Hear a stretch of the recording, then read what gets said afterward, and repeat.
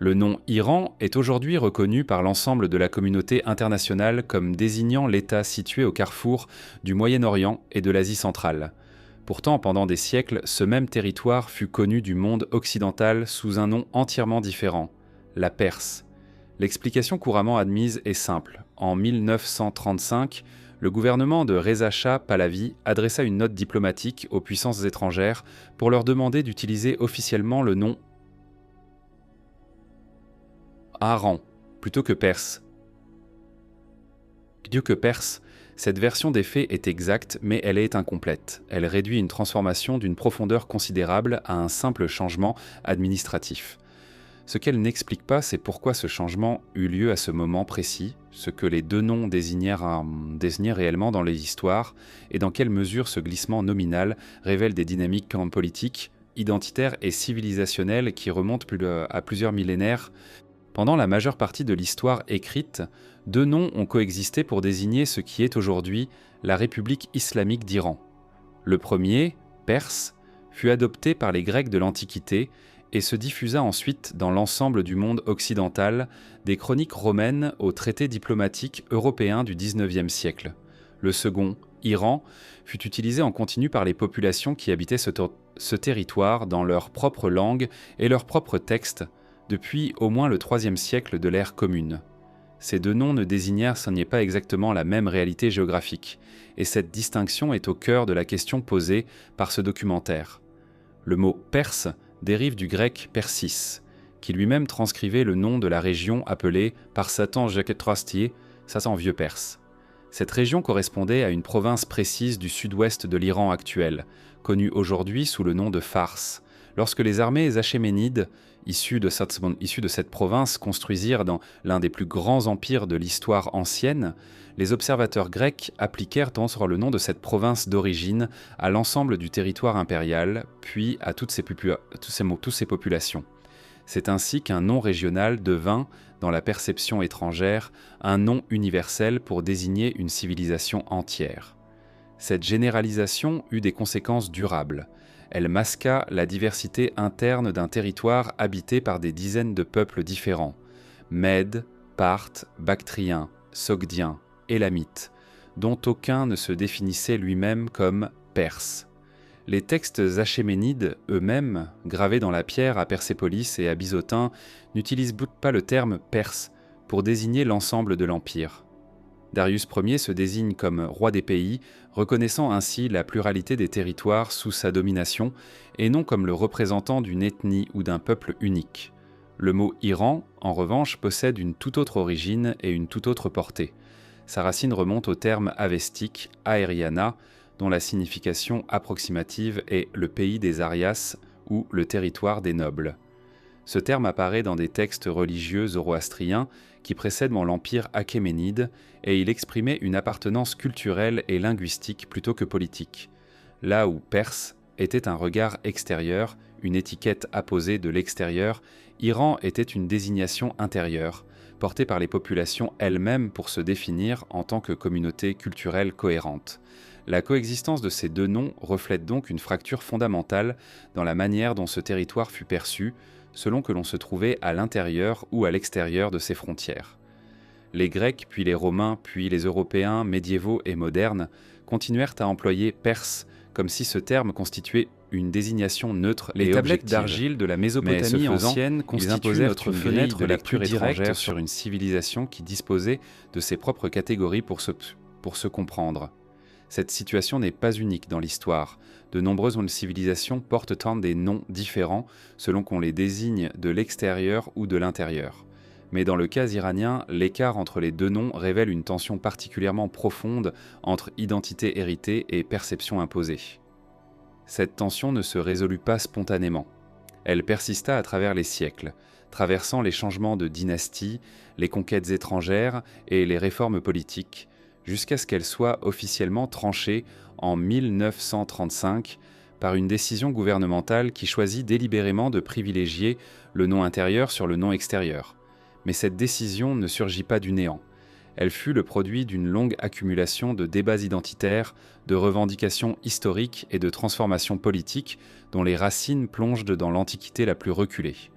Pour comprendre pourquoi Iran finit par s'imposer au détriment de Perse, il est nécessaire d'examiner ce que chacun de ces noms transportait comme charge symbolique, historique et politique à travers le temps.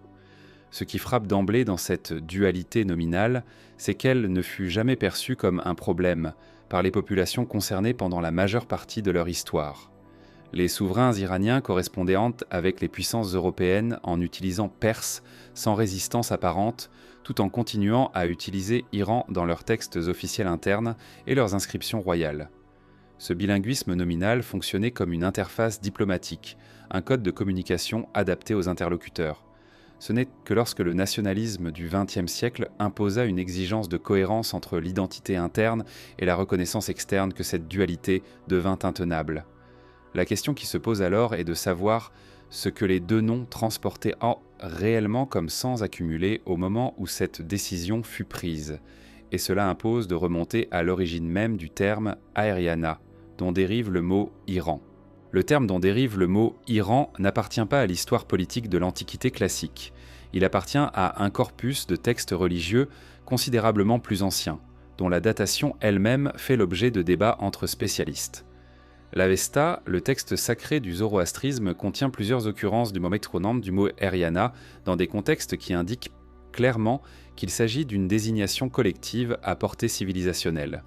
Dans le Videvdat, l'un des livres de l'Avesta, le premier des territoires créés par Ahura Mazda, la divinité suprême du zoroastrisme, est appelé Aériana Vaeja, expression que les traducteurs rendent généralement par l'étendue des Arias ou le berceau arien. Ce territoire mythique est décrit comme le lieu d'origine de la civilisation zoroastrienne, un espace sacré situé quelque part au nord ou au nord-est de l'Iran, actuel, selon les interprétations géographiques les plus courantes. La signification du terme « Arya » lui-même est l'objet d'un débat linguistique et historique qui dépasse largement le cadre de l'Iran. En sanskrit védique, le terme « Arya » désigne une personne de naissance noble, un membre des classes supérieures de la société indo-aryenne. En vieux perse, la même racine apparaît dans les inscriptions achéménides où Darius Ier et Xerxès se désignent eux-mêmes comme Arya, fils d'Arya de lignée aryenne. Ces occurrences épigraphiques constituent les premières attestations documentées d'une revendication identitaire basée sur cette racine linguistique dans un contexte iranien. Mais leur signification exacte reste débattue. S'agit-il d'une revendication ethnique, d'une affiliation religieuse, d'une distinction sociale ou d'une appartenance linguistique ? Les linguistes comparatistes du XIXe siècle, notamment ceux qui travaillèrent sur la reconstruction de la famille des langues indo-européennes, s'emparèrent de ce terme pour construire le concept de race aryenne, une notion qui n'existait pas dans les textes anciens sous cette forme. Cette reconstruction académique, opérée en Europe occidentale entre les années 1850 et 1900, eut des conséquences considérables sur la manière dont le terme « Arya » fut interprété et utilisé dans les décennies suivantes, y compris en Iran. Elle transforma une désignation culturelle et linguistique aux contours flous en une catégorie raciale aux implications biologiques, ce qui constituait une déformation fondamentale par rapport aux usages originaux du terme dans les textes anciens. Cette déformation fut ensuite réimportée en Iran à la fin du XIXe siècle et au début du XXe siècle, où elle rencontra un terrain particulièrement réceptif.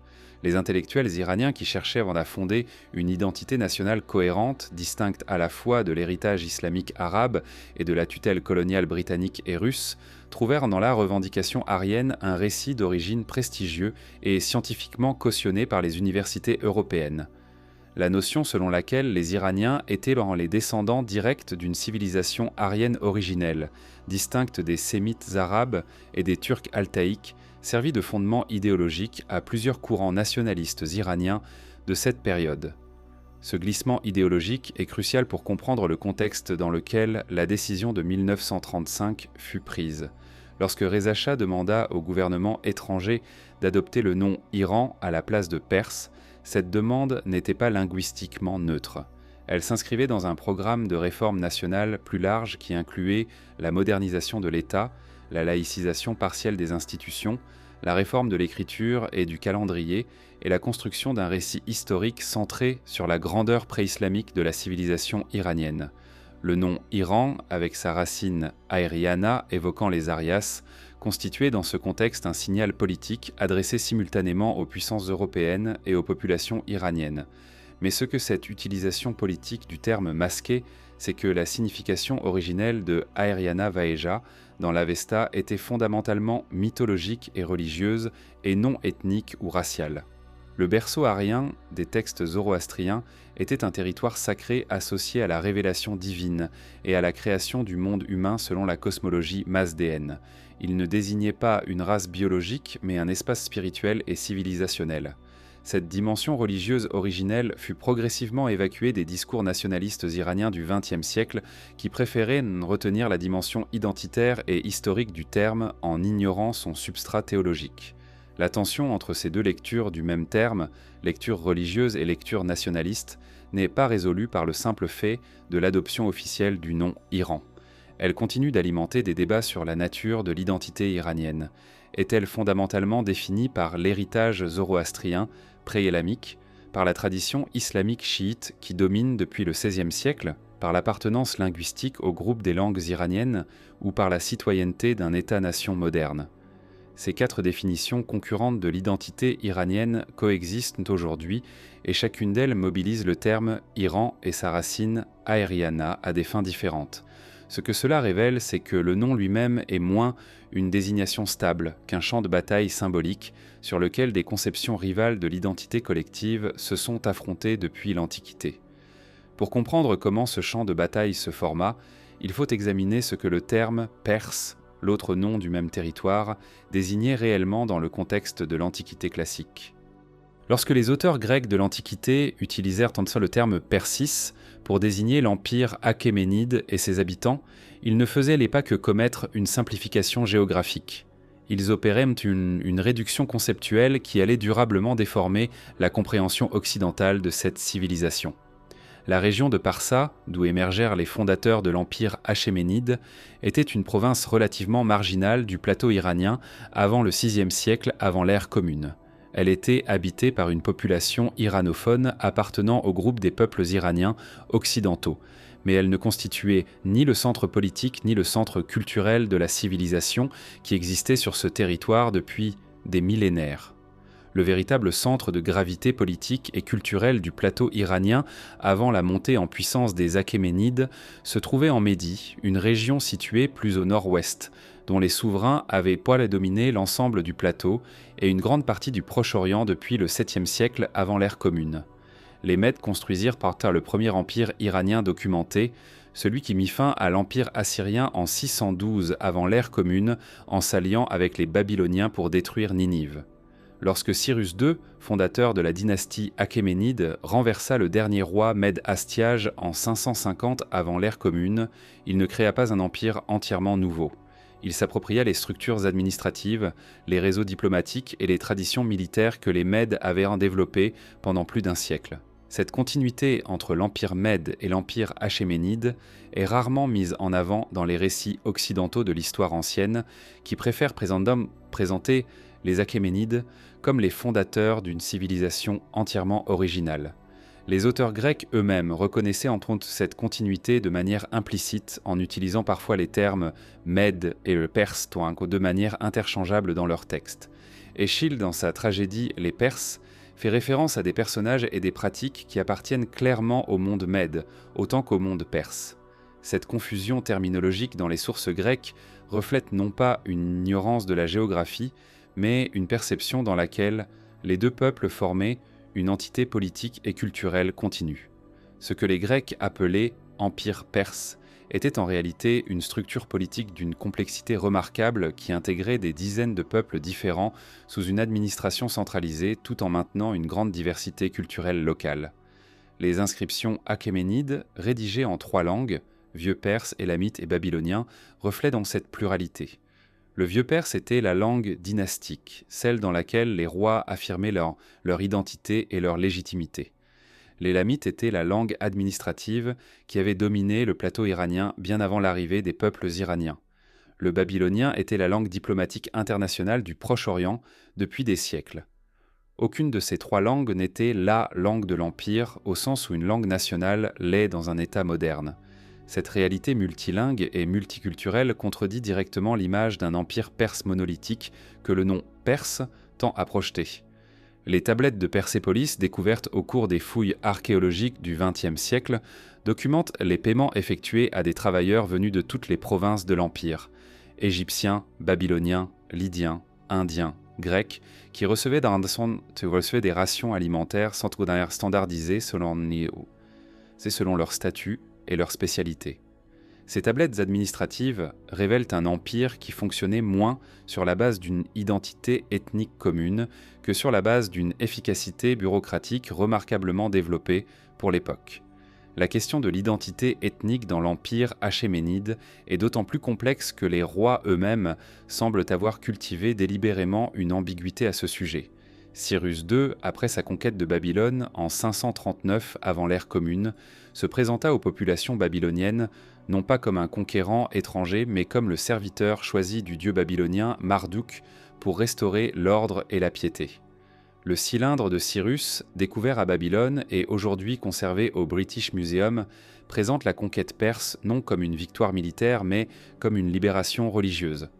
Ce texte, rédigé dans la tradition babylonienne des proclamations royales, ne contient aucune référence à une identité perse ou arienne. Il mobilise exclusivement des catégories religieuses et politiques babyloniennes. Ce que ce texte illustre, c'est que les souverains achéménides étaient capables d'adopter des identités différentes selon les contextes et les audiences. En Égypte, Cambyse II se fit couronner selon les rites pharaoniques et adopta les titres traditionnels des rois d'Égypte. À Babylone, ses successeurs participèrent aux cérémonies religieuses babyloniennes. Dans leurs inscriptions destinées à la consommation interne de l'élite iranienne, ils affirmaient en leur identité arienne et leur dévotion à Ahura Mazda. Cette plasticité identitaire était une stratégie de gouvernement délibérée et non le signe d'une identité incertaine ou fragile.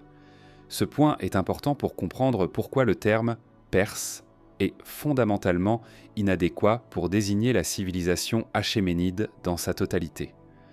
En réduisant cet empire à sa province d'origine, les observateurs grecs effacèrent la dimension profondément iranienne, au sens large du terme, incluant Mèdes, Parthes, Bactriens et autres peuples iraniens, de cette civilisation.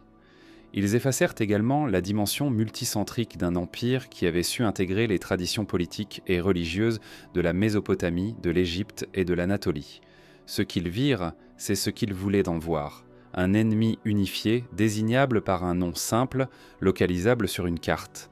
Les guerres médiques du 5e siècle avant l'ère commune, les batailles de Marathon, des Thermopyles et de Salamine, jouèrent un rôle déterminant dans la cristallisation de cette image. Pour les auteurs grecs qui écrivirent sur ces conflits, la nécessité rhétorique de construire un antagoniste clair et identifiable poussa à homogénéiser l'empire adverse derrière une étiquette unique.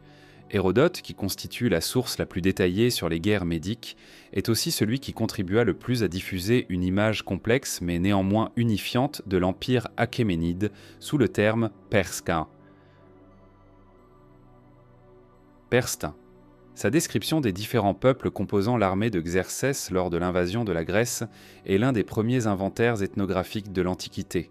Mais même chez Hérodote, l'ensemble de cet agrégat humain reste désigné comme une armée perse spermaïs. Non perse. Cette construction narrative grecque eut une postérité considérable. Les auteurs romains, qui héritèrent de la tradition historiographique grecque, perpétuèrent l'usage du terme latin Persia pour désigner à la fois l'empire achéménide disparu et les empires iraniens qui lui succédèrent, Parthes d'abord, Sassanides ensuite. La continuité nominale masquait ainsi des discontinuités politiques, dynastiques et culturelles considérables. Lorsque les géographes arabes du Moyen Âge transmirent à leur tour cette tradition dans leurs propres travaux, ils utilisèrent le terme Fars, arabisation du terme Par, pour désigner la région méridionale de l'Iran, tout en utilisant Randé. Ramrat et Lamrat étaient à Iran pour désigner le territoire dans son ensemble, maintenant ainsi, involontairement, la distinction originelle entre le nom régional et le nom civilisationnel. Ce que cette analyse révèle, c'est que le terme perse ne fut jamais une désignation neutre. Dès son origine, il fut le produit d'un regard extérieur qui simplifia une réalité complexe pour la rendre intelligible aux besoins de la politique et de la rhétorique grecque. Cette simplification fut ensuite intégrée dans la tradition historiographique occidentale avec une telle solidité qu'elle résista pendant plus de 2 millénaires à toute correction. Ce n'est qu'au XXe siècle, sous la pression combinée du nationalisme iranien et d'une historiographie plus rigoureuse, qu'elle commença à être sérieusement remise en question. Mais pour mesurer l'ampleur de cette remise en question, il faut d'abord examiner comment l'empire achéménide lui-même construisit et géra son identité impériale. Une identité qui, comme on va le voir, était considérablement plus sophistiquée que ce que le terme perse permettait de saisir. L'empire achéménide, à son apogée sous le règne de Darius Ier et de Xerxès Ier au 5e siècle avant l'ère commune, s'étendait de la vallée de l'Indus à l'est jusqu'aux côtes de la mer Égée à l'ouest et de l'Asie centrale au nord jusqu'à la première cataracte du Nil au sud. Aucun empire antérieur n'avait réussi à maintenir une cohésion administrative sur un territoire d'une telle amplitude géographique et d'une telle diversité humaine. La question qui se pose immédiatement est de savoir comment cet empire construisit une identité, capable de fédérer des populations aussi différentes sous une autorité commune, et ce que cette construction révèle sur la nature de l'identité iranienne à cette période. La réponse que les Achéménides apportèrent à ce défi ne reposait pas sur une uniformisation culturelle. Contrairement aux empires assyriens et babyloniens qui les précédèrent, et à l'empire romain qui leur succéda dans l'espace méditerranéen, les souverains achéménides ne tentèrent pas d'imposer une langue unique, une religion officielle ou un code culturel commun à l'ensemble de leurs sujets. Leur modèle de gouvernement était fondé sur ce que certains historiens contemporains ont appelé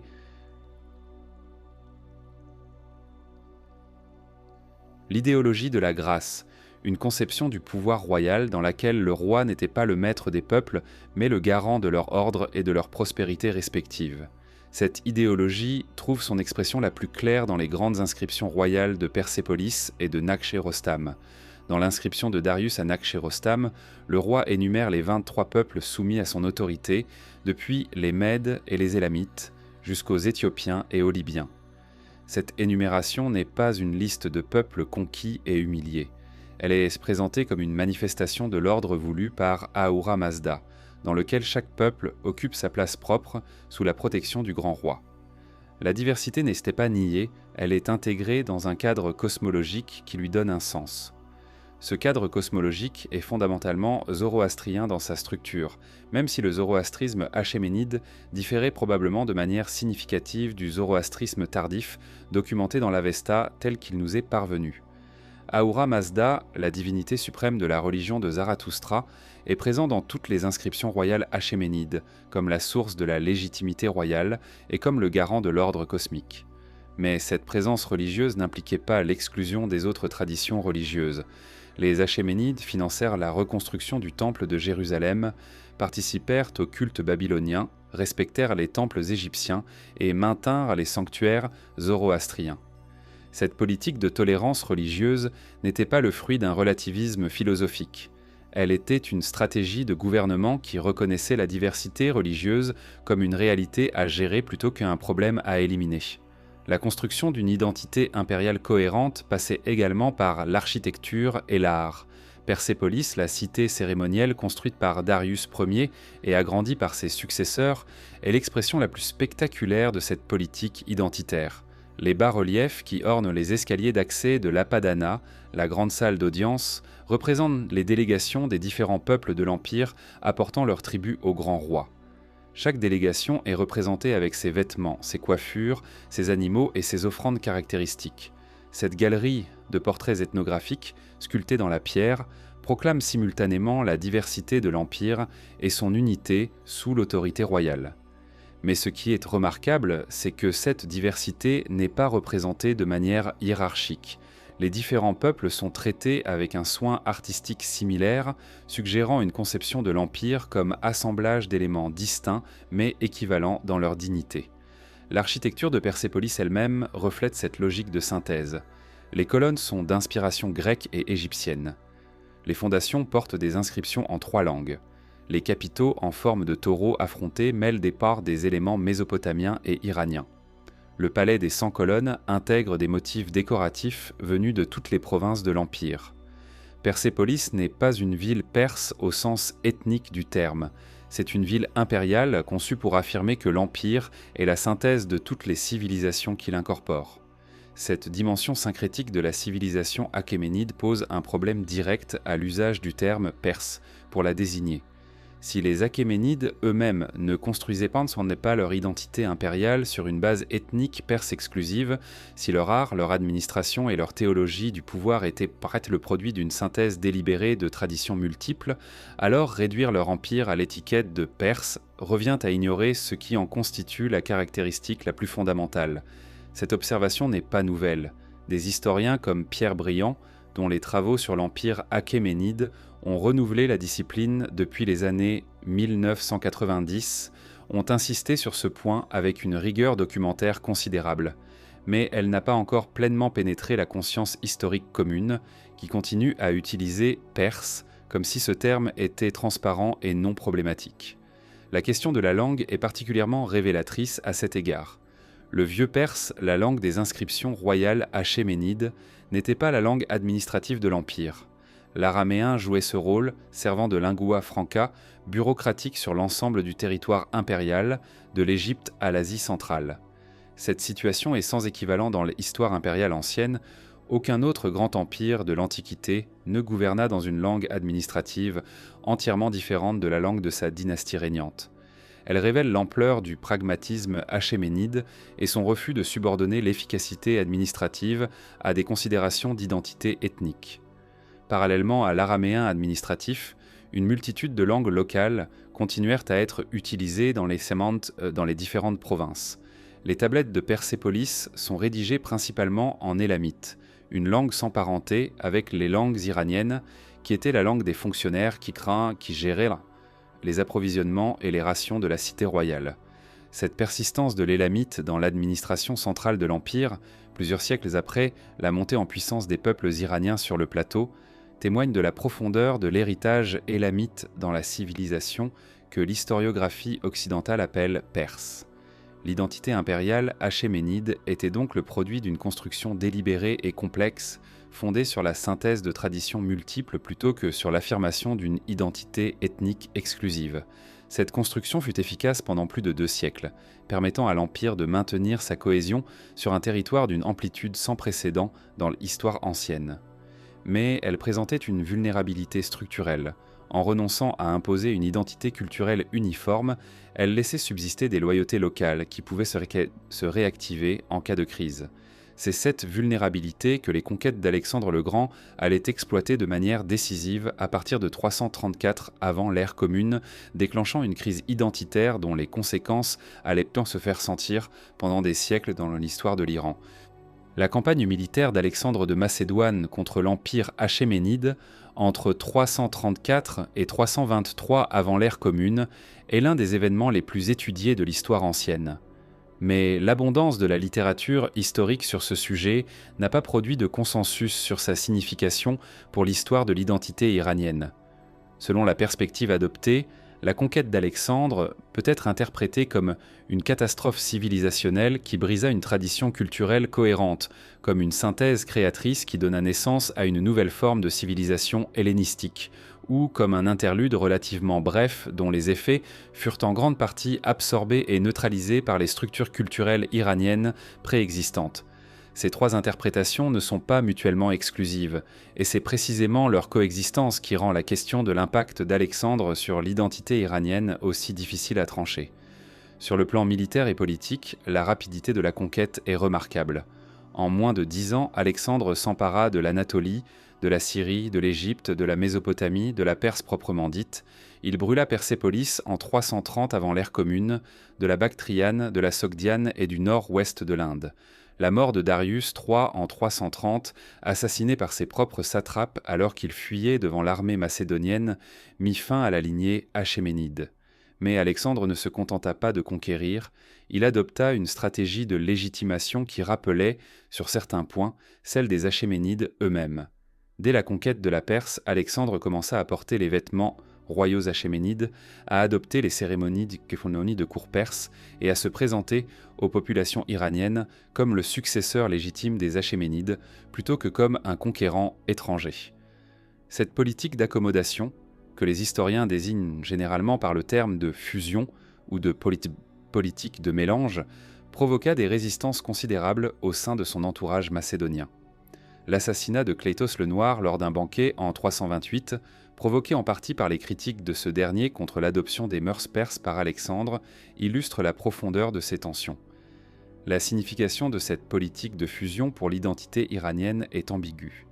D'un côté, elle reconnaissait implicitement la légitimité et la valeur des traditions politiques iraniennes en les adoptant. De l'autre, elle les subordonnait à un projet de synthèse, dans lequel elle n'était qu'un élément parmi d'autres, mélangé avec les traditions macédoniennes et grecques dans un amalgame dont Alexandre lui-même semblait être la figure centrale. Le mariage de Mas de Suse en 324, lors duquel Alexandre et ses généraux épousèrent simultanément des femmes de l'aristocratie perse et mède, incarnait cette vision d'une fusion des élites qui aurait produit une nouvelle classe dirigeante hybride. Mais ce projet mourut avec Alexandre en 323. Ses généraux, les diadoques, se partagèrent à l'Empire lors de guerres civiles qui durèrent de plusieurs décennies. La portion orientale du territoire achéménide, incluant la Perse proprement dite, la Médie, la Bactriane et les satrapies orientales, échut finalement à Séleucos Ier, qui fonda la dynastie séleucide. Sous les Séleucides, la politique de fusion d'Alexandre fut partiellement abandonnée au profit d'une hellénisation plus systématique. Des cités grecques furent ainsi fondées dans tout le territoire, dont certaines portèrent le nom d'Alexandrie ou de Séleucie. Les élites iraniennes locales furent partiellement supplantées par des colons grecs et macédoniens. Le grec devint la langue de l'administration et de la culture savante dans les centres urbains. Cette hellénisation séleucide constitue l'une des rares tentatives sérieuses d'effacement culturel que connut la civilisation iranienne dans son histoire. Mais son succès fut limité et géographiquement inégal. Dans les grandes villes de la Mésopotamie et de la Syrie, Séleucie sur le Tigre, Antioche sur l'Oronte, la culture grecque s'implanta profondément et durablement. Dans les régions iraniennes plus orientales, le plateau iranien proprement dit, la Bactriane, la Parthie, la couche hellénistique resta superficielle. Les populations rurales et les élites régionales continuèrent à pratiquer leurs traditions religieuses zoroastriennes, à parler leurs langues iraniennes et à maintenir leur structure sociale traditionnelle. Cette résistance silencieuse à l'hellénisation est difficile à documenter directement, car ces acteurs ne laissèrent pas de texte. Ce que l'on peut en inférer vient principalement de l'archéologie et de ce qui se passa après la chute des Séleucides. Lorsque les Parthes arsacides renversèrent le pouvoir séleucide sur le plateau iranien au milieu du IIIe siècle avant l'ère commune, ils trouvèrent des structures culturelles iraniennes suffisamment solides pour constituer la base d'un renouveau identitaire. Si l'hellénisation avait réussi à effacer ces structures, ce renouveau n'aurait pas été possible. Le fait qu'il se produisit avec une relative rapidité suggère que les traditions culturelles iraniennes avaient survécu sous la surface de l'ordre séleucide. L'incendie de Persépolis reste l'acte symbolique le plus significatif de cette période pour l'histoire de l'identité iranienne. Les sources anciennes divergent sur la signification de cet acte. Certaines le présentent comme un acte de vengeance délibéré pour l'incendie de l'acropole d'Athènes par Xerxès en 480. D'autres, notamment la source représentée par Diodore de Sicile, suggèrent qu'il résulta d'une fête qui dégénéra. Quoi qu'il en soit de ces circonstances exactes, l'incendie détruisit la cité cérémonielle qui était le symbole le plus puissant de la grandeur achéménide. Les structures en bois et les trésors accumulés pendant 2 siècles disparurent dans les flammes. Ce qui restait, les terrasses banquées en pierre, les colonnes de l'Apadana, les bas-reliefs de l'escalier, témoignaient de ce qui avait existé sans pouvoir le restituer. Dans la mémoire iranienne ultérieure, l'incendie de Persépolis par Alexandre devint un traumatisme fondateur, une blessure originelle qui justifiait la résistance à toute domination étrangère. Mais cette mémoire fut elle-même construite et instrumentalisée par des périodes ultérieures, notamment les Sassanides et les nationalistes iraniens du XXe siècle, qui avaient intérêt à souligner la violence de la rupture alexandrine pour mieux légitimer leur propre rôle de restaurateur de la grandeur iranienne. La question de savoir dans quelle mesure l'incendie de Persépolis fut réellement ressenti comme une catastrophe identitaire par les populations iraniennes du IVe siècle, ou dans quelle mesure cette signification lui fut attribuée rétrospectivement, reste ouverte. Ce qui est documenté avec plus de certitude, c'est que la conquête d'Alexandre produisit une fragmentation de l'espace culturel iranien dont les effets furent durables. En brisant l'unité administrative achéménide et en substituant un réseau de royaumes hellénistiques rivaux, elle rendit impossible pendant plusieurs siècles la reconstitution d'un cadre politique unifié, susceptible de servir de support à une identité culturelle commune. C'est dans ce contexte de fragmentation que les Parthes arsacides construisirent leur empire, un empire qui hérita simultanément de la tradition politique achéménide et de la réalité culturelle hellénistique, produisant une synthèse dont la nature iranienne est restée longtemps sous-évaluée par l'historiographie occidentale.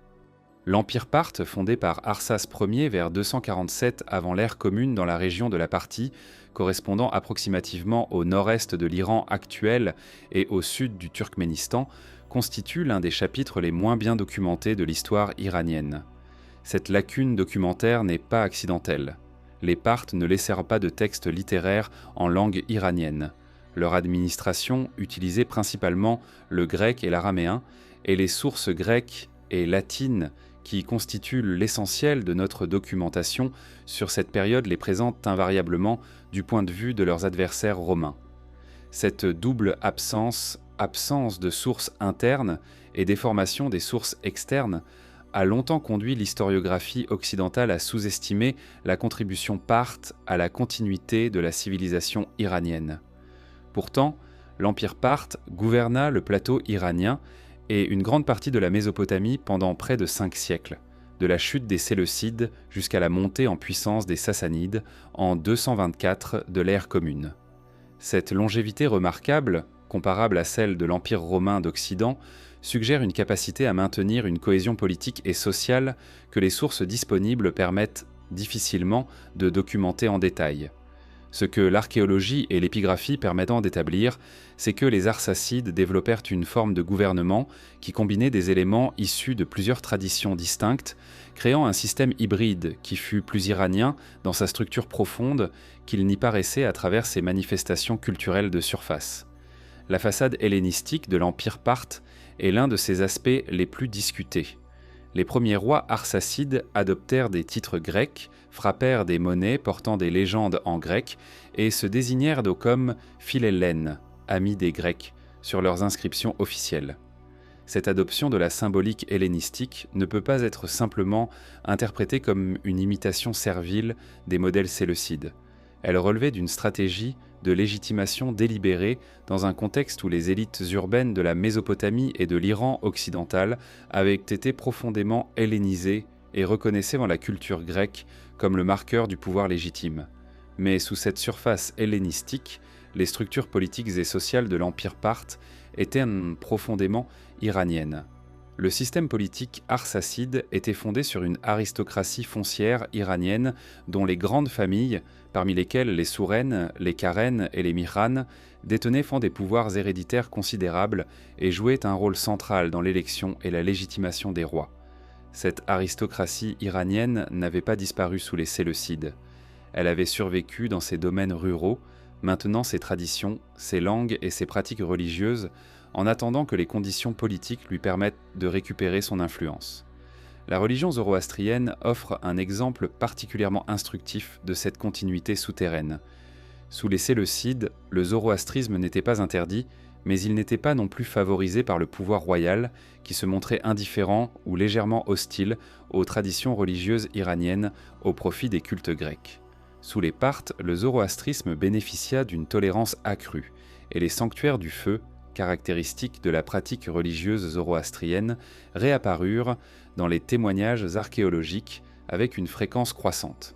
Cette réapparition ne correspond pas à une politique religieuse officielle clairement documentée, mais elle suggère que la liberté de pratiquer le zoroastrisme ouvertement fut une conséquence de la transition politique de la domination séleucide à la domination arsacide. La langue parthe elle-même est révélatrice de la position culturelle ambiguë de l'empire arsacide. Le parthe est une langue iranienne nord-occidentale, étroitement apparentée au vieux perse mais distincte de lui, et encore plus distincte du moyen perse qui deviendra la langue dominante sous les Sassanides. Les inscriptions en parthe des premiers Arsacides sont rares et souvent accompagnées de versions grecques. Mais à partir du 1er siècle de l'ère commune, les inscriptions en parthe se multiplient et le grec commence à reculer dans l'usage officiel. Cette évolution linguistique reflète un déplacement progressif du centre de gravité culturelle de l'Empire vers ses racines iraniennes, un déplacement qui s'accéléra au cours des 2 premiers siècles de l'ère commune.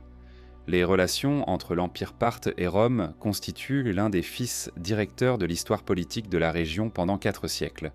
Après la défaite romaine de Carès en 53 avant l'ère commune, où les légions de Crassus furent anéanties par la cavalerie parthie, les 2 empires s'affrontèrent régulièrement pour le contrôle de la Mésopotamie et de l'Arménie. Ces conflits morteux sont documentés avec une relative précision dans les sources latines, qui présentent invariablement les Parthes comme des adversaires dangereux, mais fondamentalement différents des Romains, moins disciplinés, moins urbanisés, plus nomades.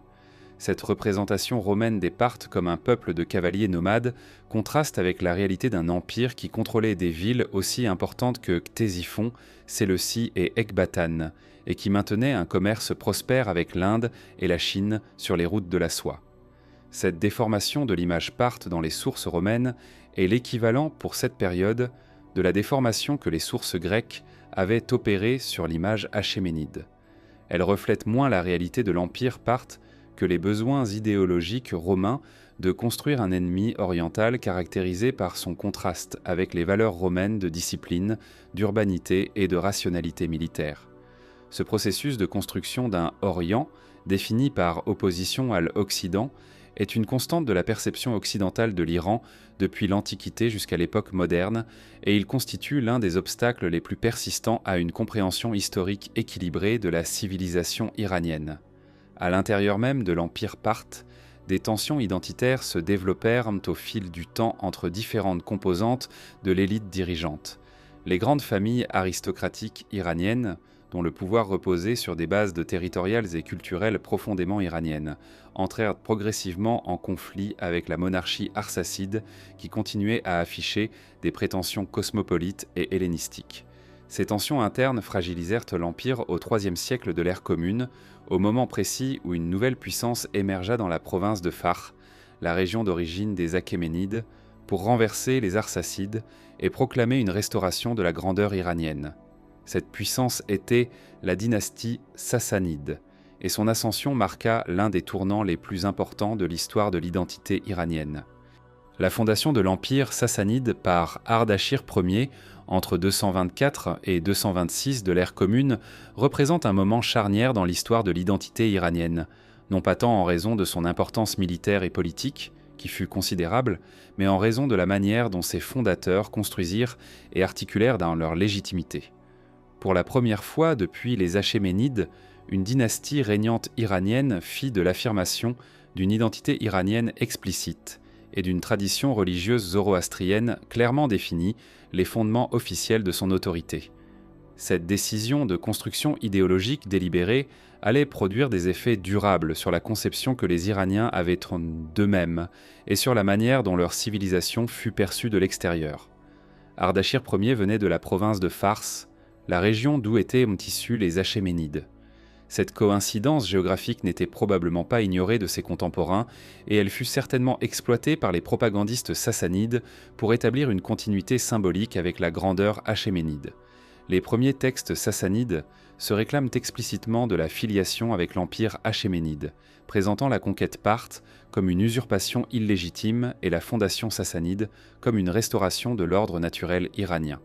Mais cette revendication de continuité avec les Achéménides posait un problème pratique. Les Sassanides ne disposaient donc d'aucune continuité dynastique réelle avec la maison achéménide, et les 5 siècles de domination parthe avaient effacé la plupart des structures administratives et culturelles achéménides.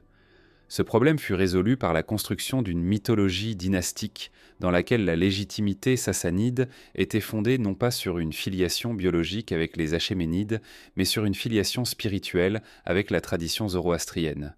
L'Avesta, le texte sacré du zoroastrisme, fut pour la première fois compilé, organisé et partiellement standardisé sous les premiers souverains sassanides, avec le soutien actif de l'institution sacerdotale zoroastrienne dirigée par le grand prêtre Tansar sous Ardashir Ier, puis par Kartir sous ses successeurs.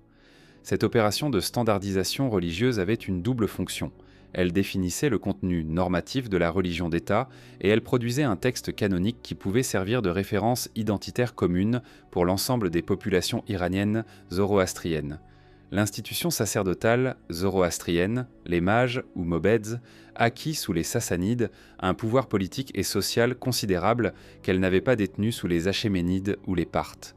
Les prêtres zoroastriens supervisaient non seulement les rituels religieux, mais aussi l'éducation, la rédaction des textes légaux et, dans certaines périodes, la politique étrangère de l'Empire. Cette alliance entre pouvoir politique et institutions religieuses est l'une des caractéristiques les plus distinctives de l'Empire sassanide par rapport à ses prédécesseurs iraniens, et elle allait avoir des conséquences profondes sur la nature de l'identité iranienne telle qu'elle se définit pendant cette période. Le programme de définition identitaire sassanide ne se limitait pas à la religion. Il s'étendait à la langue, à l'art et à l'administration. Le moyen perse, aussi appelé Pehlevi, devint la langue officielle de l'Empire, remplaçant l'araméen et le parthe dans les fonctions administratives et liturgiques. Cette promotion du moyen perse constituait une rupture significative avec la pratique multilingue des Achéménides et des Parthes, signalant une volonté d'affirmer une identité linguistique iranienne unifiée.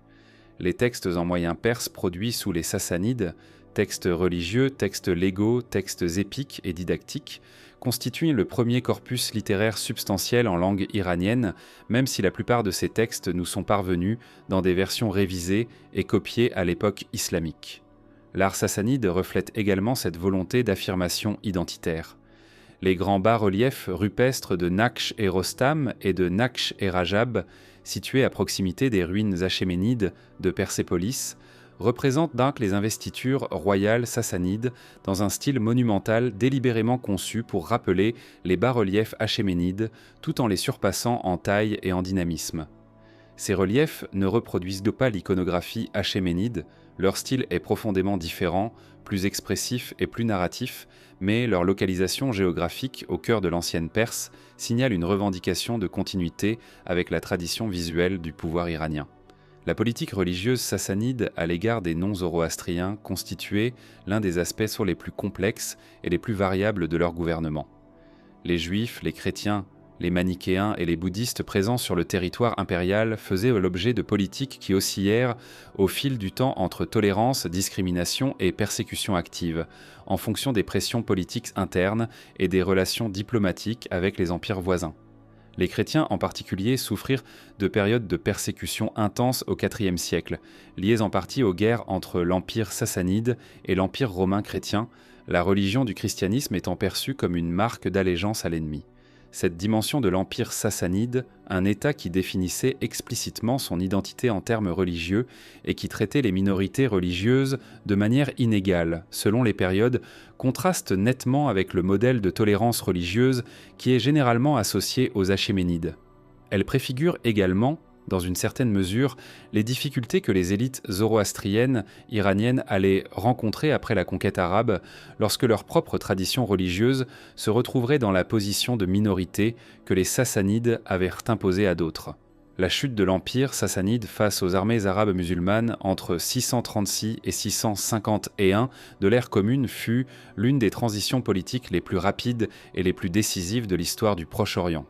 En moins de 20 ans, un empire qui avait duré 4 siècles et résisté à toutes les offensives romaines et byzantines s'effondra face à des forces venues d'Arabie que personne n'avait prévues comme une menace sérieuse. Cet effondrement soudain a été interprété de nombreuses manières par les historiens, comme le résultat de l'épuisement militaire et financier produit par les guerres byzantines, comme la conséquence de divisions internes entre factions aristocratiques rivales ou comme le signe d'une fragilité structurelle inhérente au modèle politique sassanide. Mais quelle qu'en soit la cause, ses conséquences pour l'identité iranienne furent d'armes considérables et durables, inaugurant une période de transformation profonde dont l'issue n'était pas prévisible à son début. La conquête arabe de l'Iran au 7e siècle de l'ère commune est l'un des événements les plus débattus de l'histoire iranienne, non seulement pour ses conséquences politiques immédiates, mais pour ce qu'elle révèle sur la nature de l'identité culturelle et sa capacité à persister à travers des ruptures politiques majeures. Les batailles de Qadisiyah en 636 et de Nahavand en 642 scellèrent militairement la destruction de l'empire sassanide. La mort du dernier roi sassanide, Yazdgerd III, assassiné près de Merv en 651, mit fin à la lignée dynastique. Mais la fin de l'État ne signifiait pas la fin de la civilisation.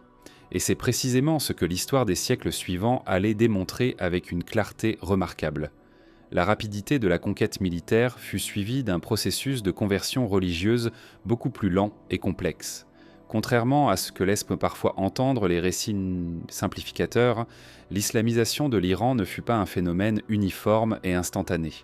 Les recherches des islamologues et des historiens de l'Iran médiéval, notamment Richard Bulliet, dont les travaux sur la conversion en Iran firent date dans les années 1970, suggèrent que la majorité de la population iranienne ne se convertit à l'islam qu'au cours des 8e et 9e siècles, soit 2 à 3 siècles après la conquête militaire. Ce délai est significatif. Il indique que les populations iraniennes ne reçurent pas la nouvelle religion avec l'enthousiasme immédiat que certains récits post-islamiques leur prêtent rétrospectivement. Les raisons de cette conversion progressive sont multiples et ne se réduisent pas à la coercition. Le droit islamique protégeait les gens du livre, juifs, chrétiens et zoroastriens, de la conversion forcée en leur accordant un statut légal particulier, celui des dhimmis, qui impliquait le paiement d'un impôt spécial, la jizya, en échange de la tolérance de leurs pratiques religieuses. Ce statut, bien qu'inégal, permettait aux zoroastriens de maintenir leur temple du feu, leurs pratiques rituelles et leur structure communautaire pendant les premiers siècles de la domination islamique. La conversion à l'islam était donc souvent motivée non par la contrainte mais par des considérations pratiques. L'accès aux opportunités économiques et administratives réservées aux musulmans, l'intégration dans les réseaux sociaux de la communauté islamique croissante ou la conviction religieuse sincère.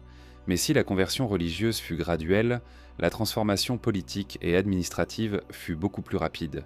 Les élites administratives iraniennes, les dikhans, propriétaires fonciers et scribes héréditaires qui avaient constitué l'ossature de l'administration sassanide, se convertirent à l'islam relativement tôt et en grand nombre, et ce faisant, elles se placèrent dans une position idéale pour jouer un rôle central dans l'administration des nouveaux gouverneurs arabes. Cette stratégie d'adaptation pragmatique permit à une partie significative de la classe administrative iranienne de maintenir sa position sociale et son influence politique à travers la rupture dynastique en transférant ses compétences bureaucratiques au service des califes omeyyades puis abbassides. Cette continuité administrative est l'un des facteurs les plus importants pour comprendre comment la civilisation iranienne survécut à la conquête arabe. Les connaissances techniques, administratives et littéraires accumulées sous les Sassanides ne disparurent pas avec la chute de l'Empire. Elles furent transférées, souvent par les mêmes familles de scribes et d'administrateurs, au service de la nouvelle autorité islamique. Cette transmission silencieuse des savoirs iraniens dans les structures du califat est le mécanisme principal par lequel la civilisation iranienne exerça sur l'islam naissant une influence culturelle considérable qui allait se manifester de manière explosive au siècle suivant. La question linguistique est particulièrement révélatrice à cet égard. L'arabe s'imposa rapidement comme la langue de l'administration, de la théologie et de la culture savante dans l'ensemble du califat, y compris dans les territoires iraniens. Les lettrés iraniens qui voulaient bien participer à la vie intellectuelle de leur époque devaient maîtriser l'arabe. Beaucoup le firent avec une excellence qui dépassait souvent celle de leurs contemporains arabes. Le savant al-Biruni, le philosophe Ibn Sina, le mathématicien al-Khwarizmi, tous d'origine iranienne, écrivirent leurs œuvres majeures en arabe.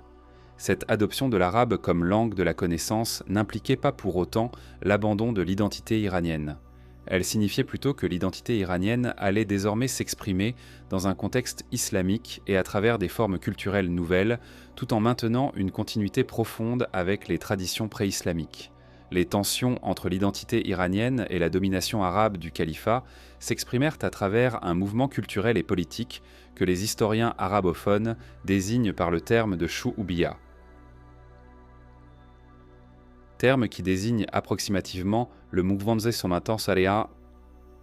le mouvement des peuples ou le sentinel nationalisme anti-arabe. Ce mouvement, qui se développa principalement au 8e et 9e siècle, regroupait des lettrés iraniens convertis à l'islam, qui contestaient pour la prétention arabe à la supériorité culturelle et affirmaient en l'égalité, voire la supériorité des traditions iraniennes par rapport aux traditions arabes. Les arguments de la Chououbiyya étaient fondés sur des comparaisons historiques. La grandeur de l'empire sassanide face à la simplicité de la vie tribale arabe pré-islamique, la sophistication de la littérature et de la science iranienne face à la tradition poétique des Bédouins. Ce mouvement eut des conséquences durables sur la production culturelle iranienne en contexte islamique. Il stimula la rédaction de textes en moyen perse qui documentaient entiers les traditions sassanides et zoroastriennes, créant ainsi une archive de la mémoire culturelle pré-islamique qui allait nourrir les générations suivantes d'auteurs iraniens. Il contribua également à l'émergence d'une nouvelle forme littéraire, la nouvelle prose persane classique, qui allait permettre à la langue iranienne de se réaffirmer comme langue de culture à côté de l'arabe. Cette émergence du persan classique comme langue littéraire majeure constitue l'un des développements culturels les plus importants de la civilisation islamique médiévale, et elle s'inscrit directement dans la dynamique de résistance identitaire iranienne que la Chououbiyya avait contribué à articuler. La renaissance du persan comme langue littéraire majeure entre le 9e et le 11e siècle de l'ère commune constitue l'un des phénomènes culturels les plus remarquables de l'histoire islamique médiévale.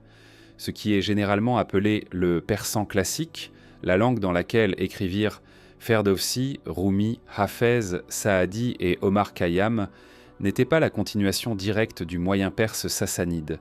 C'était une langue nouvelle, profondément influencée dans son vocabulaire par l'arabe, mais iranienne dans sa grammaire, sa prosodie et sa sensibilité esthétique. Cette langue nouvelle émergea non pas malgré la domination islamique, mais à travers elle, dans un contexte où des dynasties iraniennes, semi-autonomes, cherchaient à affirmer leur particularité culturelle tout en restant dans le cadre politique de l'islam sunnite. Les Tahirides, les Safarides et surtout les Samanides, dynasties qui gouvernèrent les régions orientales de l'Iran et de l'Asie centrale entre le 9e et le 10e siècle sous la suzeraineté nominale du califat abbasside, furent les premiers temps mécènes de la nouvelle littérature persane.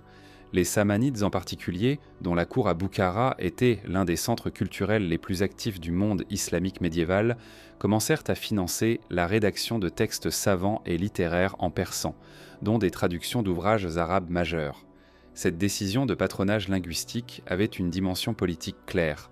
En promouvant le persan comme langue de la connaissance, les Samanides affirmaient l'existence d'une sphère culturelle iranienne distincte de la sphère culturelle arabe, tout en restant politiquement et religieusement dans l'orbite du califat. C'est dans ce contexte samanide que travaillait le poète Rudaki, considéré comme le père de la poésie persane classique, dont il ne reste que des fragments. Et c'est dans un contexte dynastique immédiatement postérieur, celui des Gaznévides, qui succédèrent aux Samanides dans une partie de leur territoire, que fut composée l'œuvre qui constitue peut-être le monument le plus important de l'identité iranienne, le Shahnameh de Ferdowsi. Le Shahnameh, le livre des rois, est une épopée de quelques 50 000 distiques, qui retrace l'histoire mythique et semi-légendaire de l'Iran depuis la création du monde jusqu'à la conquête arabe, composée par Abol Qassem Ferdowsi entre 977 et 1010 environ. Ce texte entreprit de fixer dans une forme poétique monumentale la mémoire de la royauté iranienne pré-islamique en puisant dans les traditions épiques sassanides transmises oralement et dans les textes en moyen perse qui avaient survécu à la conquête. L'ambition déclarée de Ferdowsi était de préserver la langue persane de l'extinction sous la pression de l'arabe. « J'ai travaillé 30 ans, dit-il dans les vers liminaires du poème, pour faire revivre les Perses à travers cette langue. » Cette déclaration d'intention révèle la conscience aiguë qu'avait Ferdowsi de son rôle dans la construction de l'identité iranienne. Il n'écrivait pas simplement une épopée littéraire, il construisait une mémoire collective, sélectionnant parmi les traditions disponibles celles qui permettaient donc de constituer un récit cohérent de la continuité iranienne à travers les ruptures politiques successives. Le Shahnameh présente l'histoire de l'Iran comme une série de règnes royaux liés les uns aux autres par une transmission de la phare, le charisme royal divin. qui constitue le fil de légitimité reliant tous les souverains iraniens depuis les temps mythiques jusqu'aux Sassanides. Cette conception de la continuité dynastique comme transmission d'un principe spirituel plutôt que comme succession biologique permettait d'intégrer dans un même récit des dynasties d'origines ethniques très différentes, des Pishdadiennes mythiques jusqu'aux Sassanides historiques. La conquête arabe, dans le Shahnameh, est présentée non pas comme une défaite finale, mais comme le terme d'un cycle de déclin qui devait précéder un renouveau. Cette structure narrative cyclique, grandeur, déclin, conquête, renouveau, allait devenir l'un des modèles interprétatifs dominants de la conscience historique iranienne, réutilisé par des générations successives d'intellectuels et de politiques pour donner un sens aux crises que traversait la civilisation iranienne. Le nationalisme du XXe siècle n'inventa pas ce modèle. Il l'hérita du Shahnameh et de la tradition littéraire persane classique qui s'en inspira. L'influence du Shahnameh sur la culture iranienne est difficile à surestimer. Pendant 1000 ans, ce texte fut copié, illustré, mémorisé et récité dans toutes les régions où le persan était parlé, depuis l'Anatolie jusqu'à l'Inde moghole. Il constitua la référence identitaire commune d'une civilisation qui n'avait pas d'État unifié mais qui partageait une langue littéraire, une tradition poétique et une mémoire historique. En ce sens, le Shahnameh accomplit pour l'identité iranienne ce que les institutions politiques ne pouvaient pas accomplir pendant les périodes de fragmentation et de domination étrangère. Il maintint vivante la conscience d'une appartenance culturelle commune transcendant les frontières politiques changeantes. Mais le Shahnameh n'est pas le seul vecteur de cette persistance identitaire. La mystique soufie, qui se développa principalement dans les milieux iraniens à partir du XIe siècle, constitua un autre espace d'expression de l'identité iranienne dans un cadre islamique. Des poètes comme Rumi, né à Balkh dans l'actuel Afghanistan et mort à Konya dans l'actuelle Turquie, écrivirent en persan des œuvres d'une profondeur spirituelle considérable qui circulèrent dans tout le monde islamique et bien au-delà.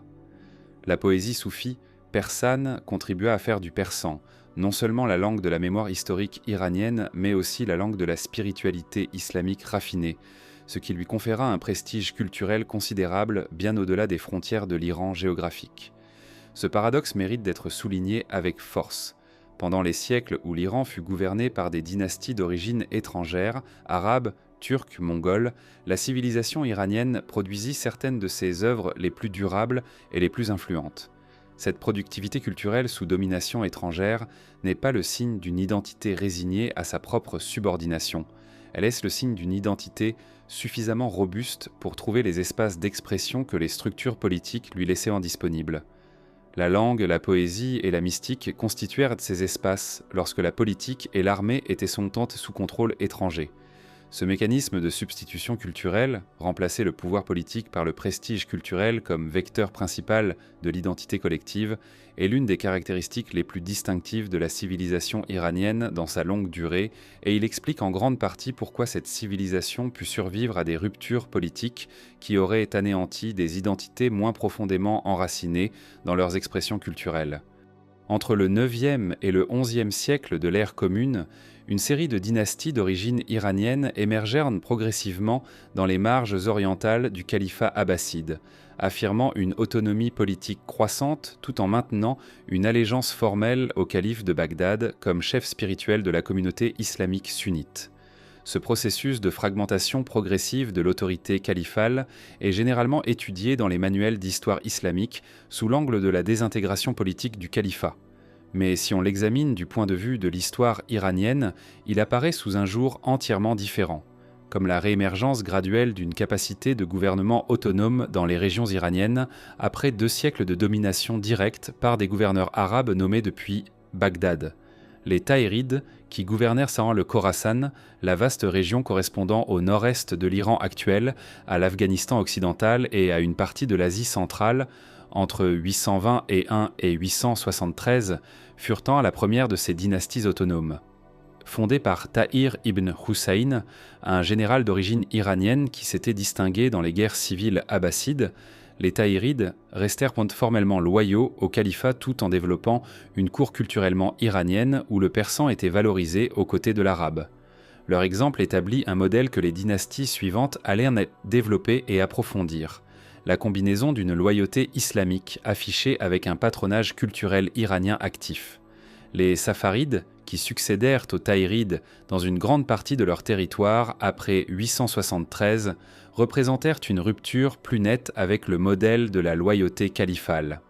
Leur fondateur, Yaqub ibn al-Layth al-Safar, le fils du chaudronnier, était issu des couches populaires de la province de Sistan et avait constitué sa base de pouvoir, non pas parmi l'aristocratie foncière héréditaire des Deccan, mais parmi les freebooters et les volontaires du djihad aux frontières orientales du monde islamique. Son ascension illustre la perméabilité sociale croissante de la société iranienne islamique, dans laquelle des individus d'origine modeste pouvaient accéder au pouvoir par les voies militaires et religieuses que l'islam offrait comme alternative aux hiérarchies héréditaires traditionnelles. C'est sous les Samanides, cependant, que la renaissance culturelle iranienne, dans un cadre islamique, atteignit sa première maturité. La cour samanide de Boukhara, entre la fin du IXe siècle et l'an 1000 environ, était l'un des centres intellectuels les plus actifs du monde islamique. Elle rassembla des savants, des poètes et des philosophes qui travaillaient simultanément en arabe et en persan, produisant des œuvres qui contribuèrent à la fois à la culture islamique universelle et à la renaissance culturelle iranienne spécifique. Le vizir Bal-Ami, qui traduisit en persan la grande chronique universelle de l'historien arabe Al-Tabari, contribua de manière décisive à mettre à la disposition des lecteurs iraniens une histoire du monde rédigée dans leur langue. Cette traduction n'était pas une simple transposition linguistique. Elle opérait des ajustements, des amplifications et des réinterprétations qui reflétaient la perspective iranienne de son auteur. La transition des Samanides aux Ghaznévides au début du XIe siècle illustre une tension récurrente dans l'histoire iranienne médiévale, celle entre les dynasties d'origine iranienne et les dynasties d'origine turque qui prirent le pouvoir dans la région à partir du Xe siècle. Les Ghaznévides, fondés par Sebüktigin, un ancien esclave militaire d'origine turque qui avait servi les Samanides, renversèrent de haut ces derniers avec l'aide de leurs propres forces militaires turques. Mais les Ghaznévides, une fois au pouvoir, adoptèrent eux aussi le modèle du patronage culturel iranien. Le sultan Mahmoud de Ghazni est célèbre pour avoir attiré à sa cour les plus grands poètes persans de son temps, dont Ferdowsi lui-même, même si la tradition rapporte que la relation entre le sultan et le poète se termina dans la discorde sur la question de la récompense due pour le Shahnameh. Ce schéma procède des dynasties d'origine étrangère, turque ou mongole, adoptant le modèle culturel iranien et gouvernant en persan, allait se répéter encore et encore dans les siècles suivants. Les Seldjoukides, les Khwarezm-Shahs, les Ilkhanides mongols, les Timourides, toutes ces dynasties d'origine non iranienne gouvernèrent leurs territoires iraniens à travers une administration persanophone et dans le cadre d'une culture de cour fondamentalement iranienne. Ce phénomène de persanisation des conquérants est l'un des plus remarquables de l'histoire culturelle mondiale. Il illustre la capacité de la civilisation iranienne à absorber ses dominateurs en les convertissant à ses normes culturelles, même lorsqu'elle était incapable de leur résister militairement. La langue persane fut l'instrument principal de cette absorption culturelle. Au XIe siècle, le persan était déjà la langue de la culture de cour dans une zone géographique qui dépassait largement les frontières de l'Iran proprement dit. Elle s'étendait à l'Asie centrale, à l'Afghanistan, à une partie de l'Inde du Nord et à une portion significative de l'Anatolie. Cette expansion géographique du persan ne résultait pas d'une conquête politique iranienne, mais d'un prestige culturel qui rendait la maîtrise du persan indispensable pour quiconque voulait participer à la vie de cour dans l'ensemble de cette région. Les dynasties turques et mongoles, qui gouvernaient en ces territoires, trouvèrent dans la tradition administrative et littéraire persane un instrument de gouvernement efficace et un cadre de légitimation culturelle qu'aucune tradition turque ou mongole ne pouvait concurrencer à cette époque. Cette situation eut des conséquences ambiguës pour l'identité iranienne. D'un côté, elle assura la diffusion et le prestige de la langue et de la culture iranienne sur un territoire considérable, faisant du persan ce que certains historiens ont appelé la lingua franca de la civilisation islamique orientale. De l'autre côté, cette diffusion fut le produit de la domination étrangère plutôt que d'un État iranien fort, ce qui signifiait que la culture iranienne se développait dans un cadre politique qui n'était pas le sien. Le persan était la langue des cours, mais les cours étaient dirigés par des dynasties turques. Cette dissociation entre la langue de la culture et la langue du pouvoir politique est l'un des facteurs qui explique pourquoi la question de l'identité iranienne resta ouverte et controversée pendant toute cette période, et pourquoi l'émergence d'une dynastie proprement iranienne au XVIe siècle produisit une transformation aussi profonde de l'identité collective iranienne. La fondation de l'empire safavide par Shah Ismail Ier en 1500 marque l'une des ruptures les plus significatives de l'histoire iranienne du second millénaire, comparable en importance à la conquête arabe du 7e siècle. En moins d'une décennie, Ismail Ier réunifie sous son autorité la majeure partie du territoire de l'Iran actuel et proclame le chiisme duodécimain religion d'État officielle. Ces deux actes, la réunification territoriale et la conversion confessionnelle, transformèrent de manière durable la nature de l'identité iranienne en établissant une corrélation nouvelle entre appartenance à l'Iran et appartenance à une tradition religieuse spécifique que la grande majorité des Iraniens ne pratiquaient pas encore au moment de cette proclamation. L'origine des Safavides eux-mêmes est enveloppée d'une ambiguïté qui reflète les complexités de l'identité iranienne de cette période.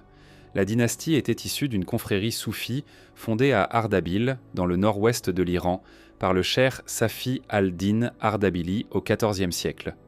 Cette confrérie avait une base tribale turkmène dans ses premières générations, et Ismail Ier lui-même grandit parmi les tribus Kizilbash, tête rouge en turc, désignant les partisans qui portaient des turbans rouges en signe de loyauté à la famille safavide. La langue maternelle d'Ismaïl était le turc azerbaïdjanais, et il composa des poèmes mystiques dans cette langue sous le pseudonyme de Kataï.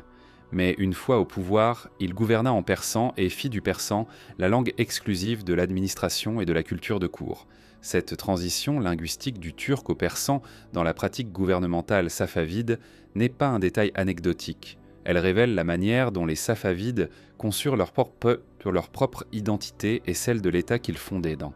En choisissant le persan comme langue de gouvernement, ils s'inscrivaient délibérément dans la tradition des dynasties iraniennes qui avaient été précédées, signalant que leur État était iranien dans sa nature même, indépendamment de l'origine ethnique de ses fondateurs.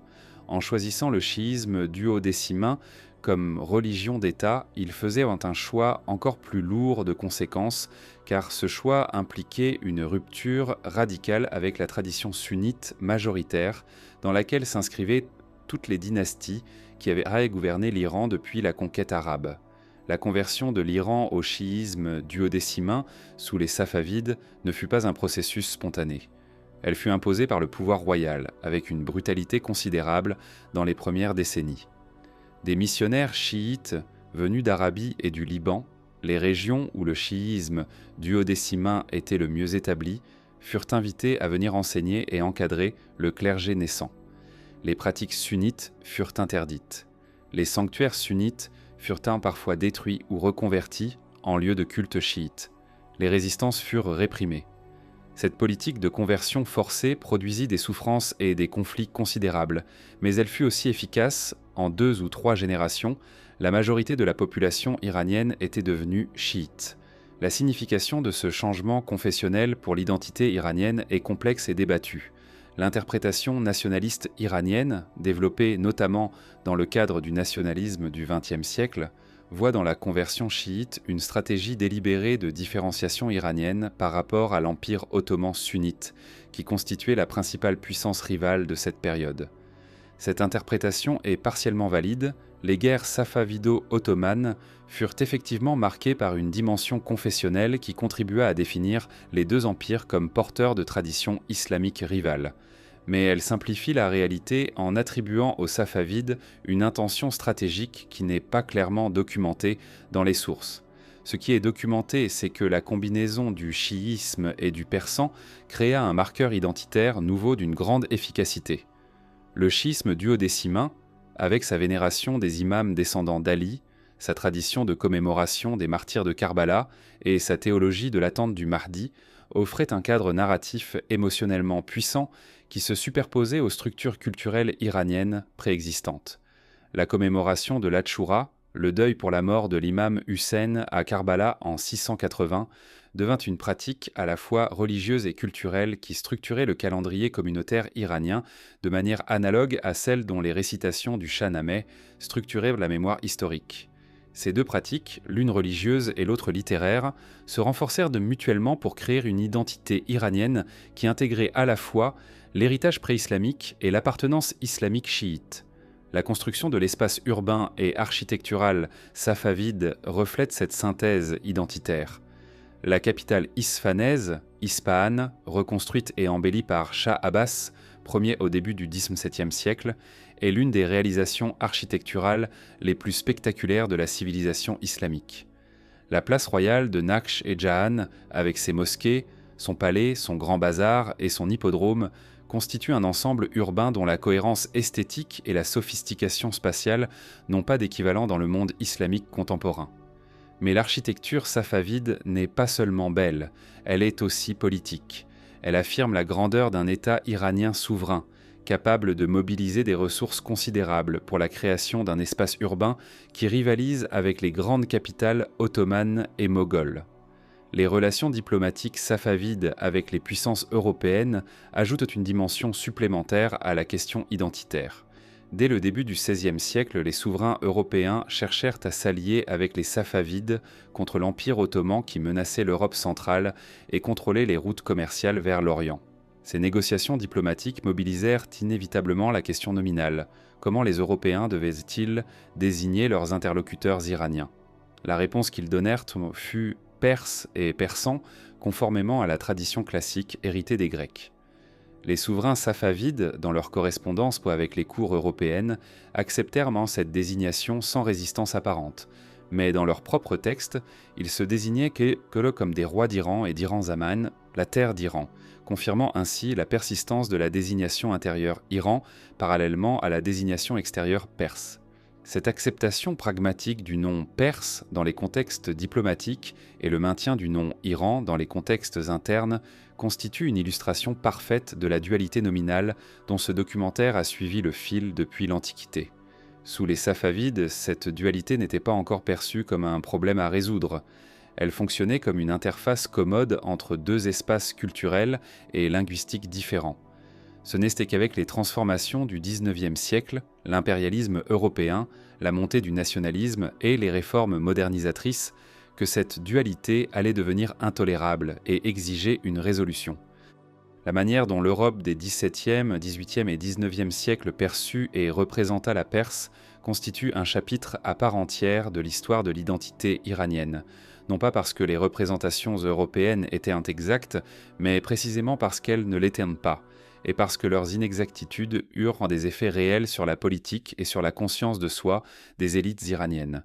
La Perse imaginée par l'Europe n'était pas la Perse réelle. Elle était la projection de fantasmes, de peurs et de désirs européens sur un territoire lointain dont la connaissance directe restait limitée à quelques voyageurs, diplomates et marchands. Cette projection prit des formes très différentes, selon les périodes et les genres. Dans la tradition philosophique du XVIIIe siècle, la Perse servit de dispositif rhétorique pour critiquer les institutions européennes par comparaison. Les Lettres persanes de Montesquieu, publiées en 1721, utilisent donc deux voyageurs persans fictifs visitant la France pour porter un regard satirique sur la société française. Mais le regard persan de Montesquieu est en réalité un regard français déguisé. Il n'y a presque rien dans ce texte qui reflète la réalité de la Perse safavide ou post-safavide. La Perse est ici un prétexte, un espace imaginaire suffisamment lointain pour permettre une liberté critique que la censure française rendait dangereuse si exercée directement. Cette utilisation de la Perse comme miroir critique de l'Europe n'était pas propre à Montesquieu. Tout au long du XVIIIe siècle, des philosophes et des écrivains européens mobilisèrent la figure du sage oriental, persan, chinois ou indien, comme vecteur d'une sagesse alternative aux normes culturelles européennes. Cette figure du sage oriental était fondamentalement une construction européenne, mais elle contribua paradoxalement à conférer à la Perse un prestige intellectuel dans la culture européenne cultivée qui n'était pas sans effet sur les attitudes diplomatiques. La réalité des relations diplomatiques entre les puissances européennes et l'Iran des XVIIe et XVIIIe siècles était cependant beaucoup moins romantique que les constructions littéraires et philosophiques. les intérêts commerciaux et stratégiques dominent les archives diplomatiques de cette période.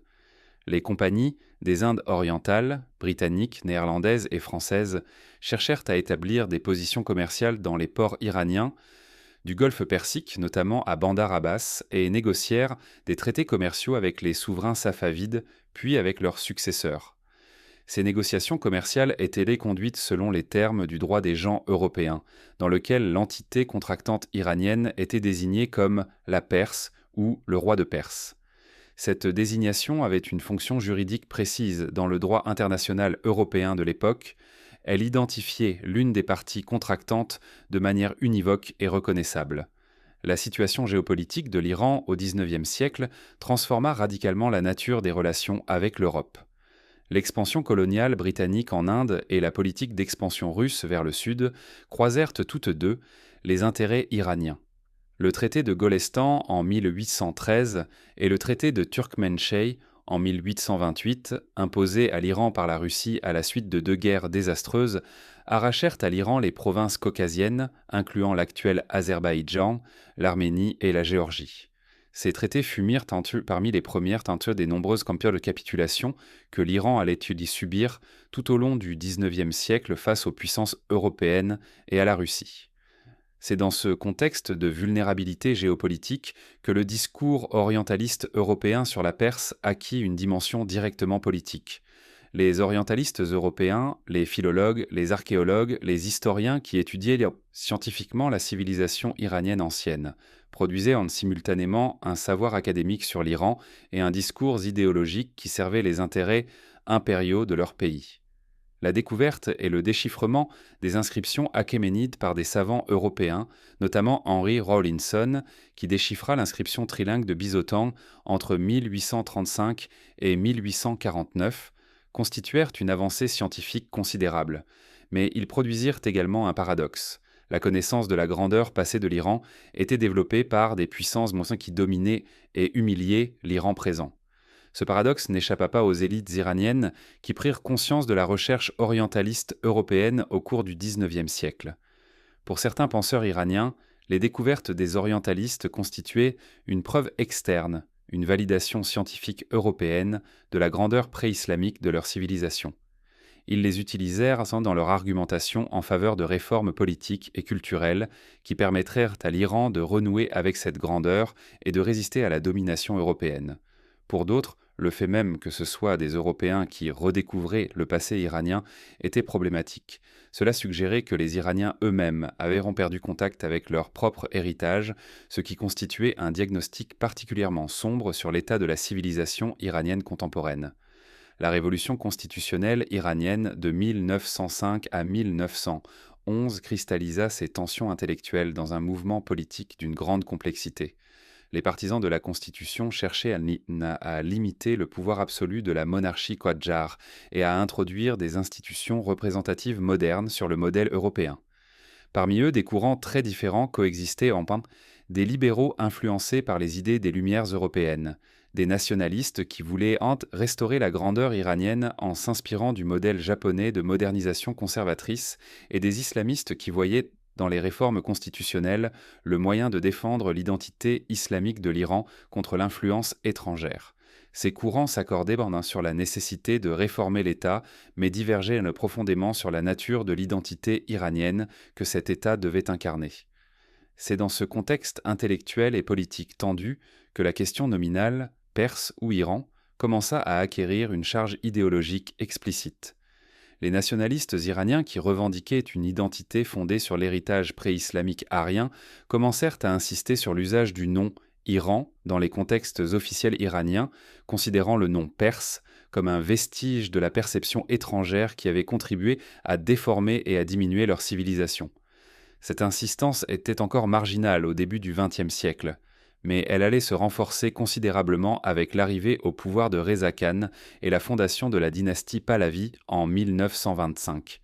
L'adoption officielle du nom Iran dans les relations diplomatiques internationales à partir de 1935 ne régla pas la question de l'identité iranienne. Elle déplaça le terrain sur lequel cette question se posait.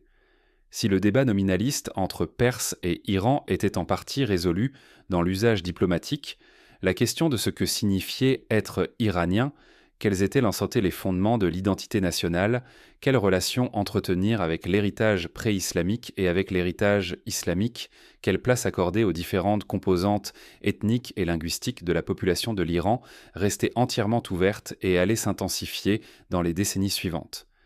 La politique culturelle et identitaire de la dynastie Pahlavi continua sous Mohammad Reza Shah, qui succéda à son père après l'abdication forcée de ce dernier sous pression britannique et soviétique en 1941. Le nationalisme de la monarchie Pahlavi maintint et approfondit l'orientation vers le passé pré-islamique comme fondement de la grandeur iranienne. Cette orientation se manifesta dans de nombreux domaines. La réforme du calendrier qui remplaça le calendrier islamique officiel par un calendrier solaire d'inspiration zoroastrienne, l'archéologie d'État qui investit massivement dans les fouilles et la restauration des sites d'achéménides de Persépolis et de Pasargadès, la politique éducative qui insistait sur l'enseignement de l'histoire pré-islamique dans les écoles et les arts officiels qui célébraient les figures de l'épopée nationale iranienne, Cyrus, Darius, les héros du Shahnameh. L'apogée symbolique de ce programme nationaliste pré-islamique fut la célébration des 2500 ans de l'Empire iranien à Persépolis en octobre 1971. Cette célébration organisée par Mohammad Reza Shah rassembla des chefs d'État et des représentants de gouvernements du monde entier sur le site de l'ancienne capitale achéménide pour célébrer la continuité de la monarchie iranienne depuis Cyrus le Grand. Les tentes somptueuses installées sur le site, les banquets servis par Maxims de Paris, les défilés en costumes historiques reconstituant les soldats achéménides, parthes et sassanides, tout cela constitua un spectacle d'une opulence considérable qui fut abondamment critiqué, aussi bien à l'intérieur de l'Iran que par les observateurs étrangers, comme une démonstration de vanité royale déconnectée des réalités de la population iranienne. Cette critique n'était pas sans fondement. Le programme nationaliste pré-islamique de la monarchie Pahlavi était socialement et culturellement élitiste. Il résonnait principalement avec les classes moyennes et supérieures urbaines éduquées qui avaient accès à l'éducation séculière et à la culture de cour. Il ne trouvait pas le même écho chez les populations rurales et les couches populaires, urbaines dont l'identité était fondamentalement structurée par l'appartenance à la tradition islamique chiite. Pour ces populations, la célébration de Cyrus et des Achéménides était abstraite et lointaine, alors que la vénération des imams chiites et la commémoration de Karbala constituaient le tissu vivant de leur identité quotidienne. Cette fracture entre deux conceptions de l'identité iranienne, une conception nationaliste séculière fondée sur l'héritage pré-islamique et une conception islamique chiite fondée sur la tradition religieuse, Seporin Nolenitsa et Kitiyalit, était présente dans la société iranienne depuis le début du XXe siècle, mais le programme Pahlavi la rendit plus visible et plus politiquement explosive. L'opposition au régime du Shah se constitua progressivement sur deux axes principaux. Un axe nationaliste séculier, représenté notamment par le Front national de Mohammad Mossadegh, et un axe islamique qui allait trouver sa figure emblématique dans la personne de l'ayatollah Ruhollah Khomeini. Le nationalisme séculier de Mossadegh, qui dirigea le gouvernement iranien entre 1951 et 1953, s'inscrivait dans une tradition différente de celle de Reza Shah. Pour Mossadegh et le Front national, l'identité iranienne n'était pas définie par l'héritage arien pré-islamique, mais par la souveraineté nationale, le droit de l'Iran à contrôler ses propres ressources, notamment le pétrole, contre les prétentions de la compagnie pétrolière anglo-iranienne. La nationalisation du pétrole en 1951 fut l'acte politique le plus significatif de ce courant nationaliste et son renversement par le coup d'État de 1953, orchestré par la CEPRA et les services de secret britanniques, laissa une blessure profonde dans la conscience nationale iranienne qui n'est pas encore cicatrisée. Cette blessure du coup d'État de 1953 fut l'un des facteurs qui contribuèrent le plus à discréditer le régime du Shah aux yeux d'une partie significative de la population iranienne cultivée. Pour ces Iraniens, le Shah n'était pas le restaurateur de la grandeur iranienne qu'il prétendait être. Il était le produit d'une intervention étrangère, un souverain dont le pouvoir reposait sur le soutien américain plutôt que sur la légitimité nationale. Cette disqualification nationaliste du Shah renforça paradoxalement le courant islamique de l'opposition en privant le nationalisme séculier de sa crédibilité comme alternative viable. l'ayatollah Khomeini développa une critique de la monarchie Pahlavi qui mobilisait précisément les ressources identitaires que le régime du Shah avait cherché à marginaliser. Pour Khomeini, l'identité iranienne authentique était islamique chiite, et le programme nationaliste pré-islamique de Reza Shah et de son fils était une imitation servile des valeurs occidentales déguisées en fierté nationale. Cette critique avait un double tranchant. Elle dénonçait à la fois la modernisation importée de l'Occident et le nationalisme arien qui, selon Khomeini, trahissait l'islam en cherchant à définir l'identité iranienne indépendamment de l'appartenance religieuse. La révolution islamique de 1979 constitua la réponse la plus radicale possible à la question de l'identité iranienne telle qu'elle avait été posée depuis 1935. En renversant la monarchie et en proclamant la République islamique, les révolutionnaires khoménistes rejetèrent explicitement le programme nationaliste pré-islamique des Pahlavis et affirmèrent que l'identité iranienne était fondamentalement islamique. Cette affirmation impliquait-elle le rejet du nom Iran au profit d'une désignation purement islamique ?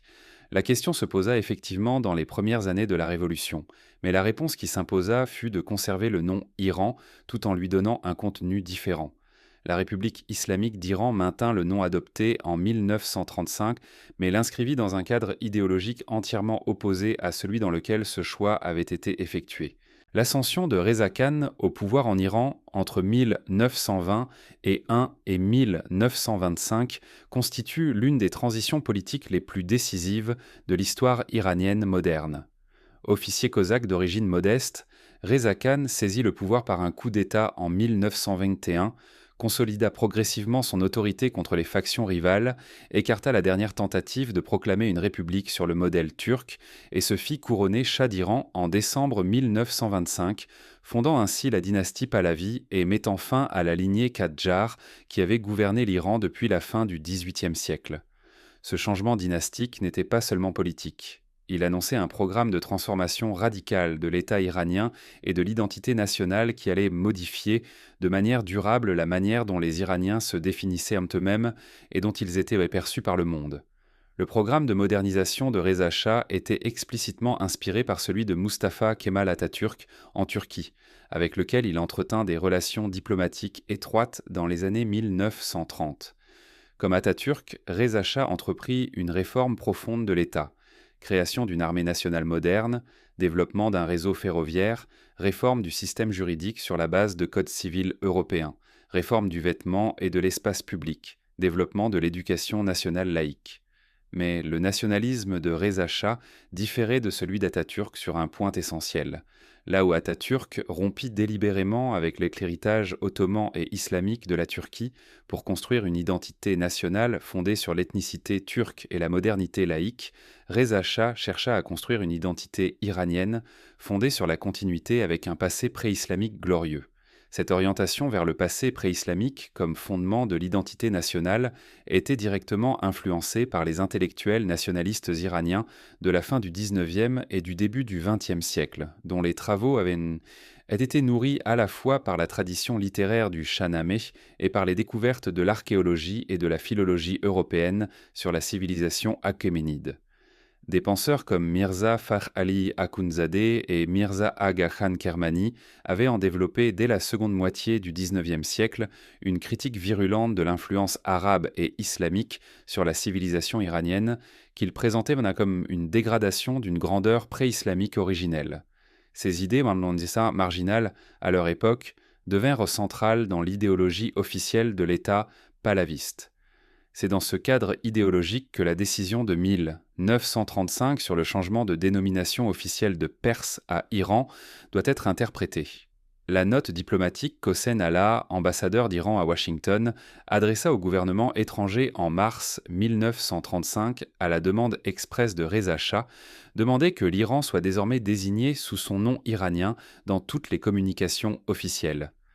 Cette demande s'appuyait sur un argument apparemment simple. Iran était le nom que les habitants du pays donnèrent à leur propre pays depuis des millénaires et l'utilisation de Perse par les étrangers était donc une anomalie à corriger. Mais derrière cet argument de normalisation nominale se cachait un message politique plus complexe.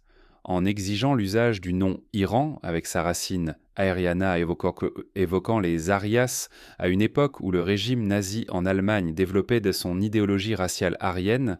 Reza Shah signalait l'appartenance de l'Iran à la famille aryenne des nations et cherchait à établir une relation de proximité idéologique avec l'Allemagne nazie. Cette interprétation est corroborée par le développement considérable des relations économiques et culturelles irano-allemandes dans les années 1930. L'Allemagne nazie devint le principal partenaire commercial de l'Iran dans cette décennie. Des ingénieurs et des techniciens allemands participèrent au grand projet d'infrastructure du Shah et des étudiants iraniens furent envoyés en Allemagne pour y suivre des formations universitaires. La connexion entre la décision de 1935 et l'idéologie nazie n'est pas une interprétation rétroactive. Elle était contemporaine et explicite. Des sources iraniennes et allemandes de l'époque documentent clairement les discussions entre représentants des deux gouvernements sur la signification symbolique du terme arien et sur la communauté d'origine que ce terme impliquait entre Iraniens et Allemands. Cette dimension idéologique du changement de nom ne fut cependant pas universellement acceptée parmi les Iraniens eux-mêmes. Certains intellectuels iraniens de l'époque résistèrent à cette lecture raciale du terme Iran et insistèrent sur sa dimension culturelle et civilisationnelle plutôt qu'ethnique ou biologique. La réaction internationale à la demande iranienne de 1935 fut généralement positive et rapide. La plupart des gouvernements adoptèrent le nouveau nom sans difficulté majeure, considérant qu'il s'agissait d'une demande de normalisation légitime d'un État souverain. Quelques résistances s'exprimèrent, notamment de la part d'institutions académiques et commerciales qui avaient construit leur identité autour du nom perse, la Société de géographie de Perse à Londres, les maisons de commerce spécialisées dans le commerce persan, les fabricants de tapis persans. Ces résistances révélaient prompte que le nom perse était porteur d'une valeur commerciale et symbolique spécifique dans la culture occidentale, associée à des images de luxe, de raffinement et d'exotisme oriental qui risquaient d'être perdues avec l'adoption du nom Iran. Cette résistance commerciale est révélatrice de la manière dont le nom perse avait été construit comme marque culturelle dans le monde occidental. Les tapis en persan, les miniatures terrain persanes, la cuisine coin persane, le jardinage plan persan, toutes ces catégories commerciales et esthétiques avaient été construites autour d'un terme qui évoquait une civilisation ancienne et raffinée, et leur valeur symbolique dépendait de la persistance de cette association. Le nom Iran ne portait pas les mêmes associations dans la conscience occidentale. Il était trop récent, trop politique, trop lié au présent pour bénéficier du prestige que le nom perse avait accumulé en 2 millénaires de représentations culturelles européennes. La décision de 1935 révèle donc, dans toute sa complexité, la tension entre deux conceptions de l'identité nationale, une conception interne qui cherche à reprendre le contrôle de sa propre désignation, et une conception externe qui avait construit autour du nom perse un édifice de représentation dont la valeur culturelle et commerciale était réelle. Ces deux conceptions ne pouvaient être entièrement réconciliées, l'une impliquait nécessairement la perte de l'autre. Ce que Reza Shah choisit en 1935, c'est la légitimité de la désignation intérieure au détriment de la valeur commerciale de la désignation extérieure. Ce choix était cohérent avec son programme nationaliste général, mais ses implications à long terme dépassèrent largement ce que lui-même et ses conseillers pouvaient anticiper. Le parcours que nous avons suivi à travers 2 millénaires et demi d'histoire iranienne converge vers une question centrale. Que révèle la persistance du débat entre Perse et Iran sur la nature de l'identité et de la mémoire historique? Cette question dépasse le cadre iranien. Elle touche à des problèmes fondamentaux de la manière dont les collectivités humaines construisent leur sens de la continuité à travers le temps et dont elles négocient la relation entre leur autodésignation et la désignation que leur imposent les regards extérieurs. Le premier enseignement que cette histoire suggère est que les noms ne sont jamais neutres. Le choix d'un nom pour désigner une civilisation, un peuple ou un État est toujours aussi un acte de pouvoir. Il détermine qui a le droit de définir la réalité, qui contrôle la représentation. Pendant 2 millénaires, ce pouvoir de désignation appartint aux héritiers de la tradition grecque, romains, byzantins, européens médiévaux et modernes, qui continuèrent à appeler Perse un territoire et une civilisation qui se désignaient eux-mêmes comme Irans. Quant à Iran, La décision de 1935 de Reza Shah peut être interprétée comme une reprise de ce pouvoir de désignation, une affirmation que l'Iran avait le droit de contrôler son propre nom dans les communications internationales. Mais cette interprétation, si elle est valide, est aussi partielle, car la reprise du pouvoir de désignation ne résout pas la question du contenu de ce nom.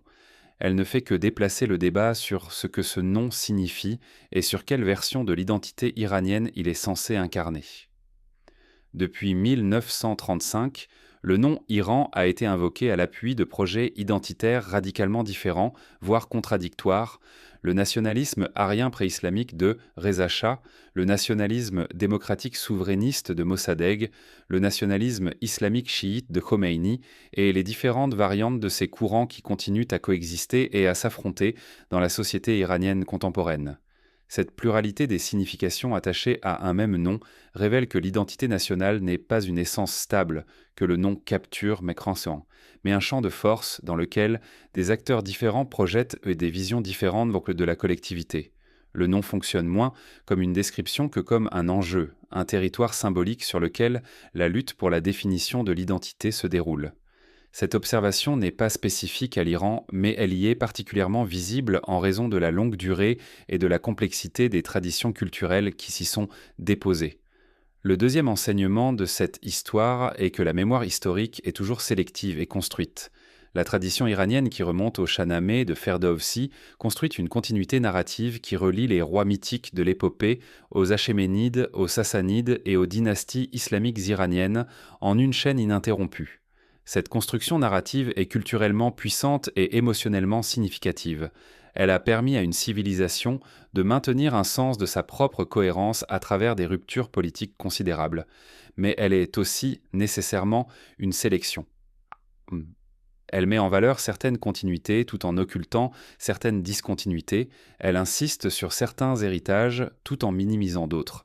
La rupture de la conquête arabe, par exemple, est présentée dans le Shahnameh et dans une grande partie de la tradition intellectuelle iranienne comme une interruption douloureuse d'une continuité antérieure. Mais l'islam chiite, qui constitue l'identité religieuse dominante des Iraniens contemporains, est lui-même un héritage profond et constitutif. Pas une couche superficielle surimposée sur une identité pré-islamique plus authentique, mais une transformation culturelle qui a duré 14 siècles et qui a produit des formes d'art, de philosophie, de spiritualité et d'organisation sociale d'une richesse considérable. La tension entre ces deux héritages, pré-islamique et islamique, est productive et féconde autant qu'elle est conflictuelle, et les tentatives de la résoudre en donnant la primauté à l'un ou à l'autre ont invariablement produit des appauvrissements. Le troisième enseignement concerne la relation entre les civilisations et les noms que les étrangers leur attribuent. L'histoire de Perse illustre comment un regard extérieur peut durablement déformer la compréhension d'une civilisation en lui imposant des catégories qui ne lui sont pas propres. Cette déformation n'était pas malveillante dans son origine. Elle résultait des limites cognitives de tout regard qui tente de saisir une réalité complexe depuis l'extérieur. Mais ces effets en furent réels.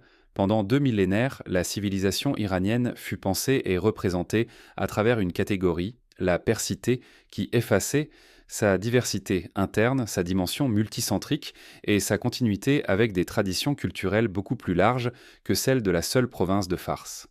Ce problème n'est pas résolu par le simple changement de nom. Le remplacement de Perse par Iran dans le vocabulaire diplomatique international n'a pas automatiquement produit une compréhension plus fine de la civilisation iranienne dans le monde occidental. Il a simplement substitué une étiquette à une autre. Ce qui pourrait produire une meilleure compréhension, c'est une familiarisation avec la profondeur et la complexité de la tradition iranienne dans toutes ses dimensions.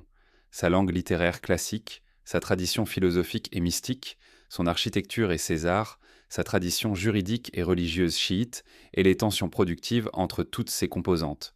Le quatrième enseignement est peut-être le plus inconfortable, parce qu'il s'applique non seulement aux observateurs étrangers de l'Iran, mais aux Iraniens eux-mêmes dans leur relation à leur propre passé. La décision de 1935 fut en partie motivée par une idéologie, le nationalisme arien, qui était elle-même le produit d'une importation intellectuelle européenne déformante.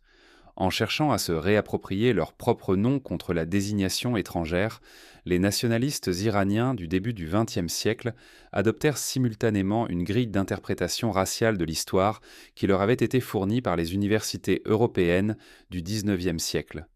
Cette grille était aussi étrangère aux traditions intellectuelles iraniennes classiques que l'était le nom perse, et ses conséquences idéologiques furent potentiellement plus dommageables. Ce paradoxe, la résistance à la déformation étrangère utilisant des outils de conceptuels étrangers, est un problème récurrent dans l'histoire intellectuelle des cultures qui ont subi la domination coloniale ou semi-coloniale. Il n'est pas spécifique à l'Iran, mais il y illustre avec une clarté particulière comment la lutte pour la définition de l'identité peut se développer, en partie sur le terrain conceptuel de l'adversaire, produisant des résultats hybrides qui ne correspondent ni aux traditions autochtones ni aux modèles importés. Ce que l'histoire du passage de Perse à Iran révèle finalement, c'est que l'identité des grandes civilisations ne peut pas être réduite à un nom, ni même à un ensemble de noms.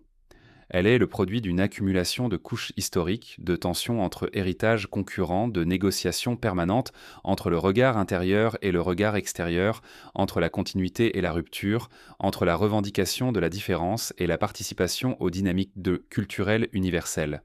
La civilisation iranienne, dans sa longue durée, illustre avec une force particulière la capacité des cultures à maintenir un sens de leur propre cohérence tout en se transformant profondément, à rester reconnaissablement iranienne tout en intégrant des conquêtes arabes, des dynasties turques, des révolutions religieuses et des modernisations forcées. Ce qui persista à travers tous ces changements ne fut jamais simplement un nom, ce fut une manière d'habiter la langue, la poésie, l'espace et le temps qui constituent l'essence la plus profonde et la moins réductible de ce que signifie être iranien.